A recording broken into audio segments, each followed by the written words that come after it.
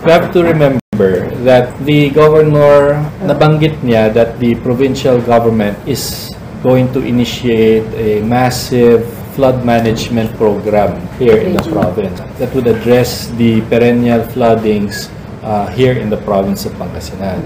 Pero ano yung ating tinatarget na areas? Sinabi ng ating gobernador, we have to focus on the root of the problem. Hindi po natin papasukin yung mga nationally initiated projects tulad ng mga construction na ginagawa ng DPWH.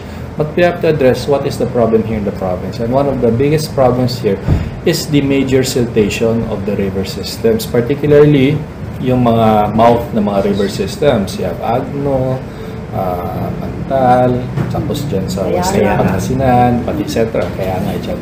So yan po yung tinatarget ng ating probinsya.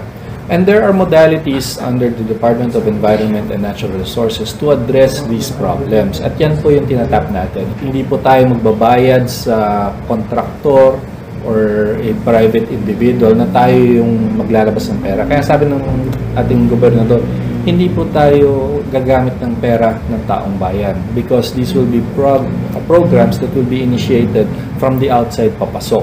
Makikinabang po ang probinsya at minimum or even no cost to the province. That's why magtatayo tayo ng isang Provincial Flood Mitigation and Management Office. So the name of the office alone, hindi siya flood control, hindi siya dredging, hindi lang siya restricted sa river restoration. Actually, hindi lang siya restricted sa mga ilog per se. We're talking about flood mitigation and management. So that will address the concern of flooding in general. Anong gagawin ng opisina na yan? To ensure that these programs na i-initiate through the province ay ma-address ito yung mga major problems na identify natin. Ano yung mga yan? Kaya sa dito sa river systems, how will you address the major siltation? Of course, one of the modalities or one of the solutions is to minimize or remove the siltation. Ano yung proseso? Siyempre, extraction of the silted materials there. Bibilhin yan ngayon ng private entity. Hindi tayo yung magbabayad para sila. Sila ang magbabayad para kung sakaling kukunin nila yung mga yung mga materials na yan. But like I said, it's not restricted to just that modality. How do you also mitigate flood? Pwedeng magtayo ng mga dike or etc. Those are some of the solutions for that. So it's not restricted to dredging alone or flood control projects alone, but we have to look at it from a macro perspective. So yan po yung difference ng programa ng probinsya doon sa mga piecemeal na projects na ngayon ay pinag-uusapan sa national media.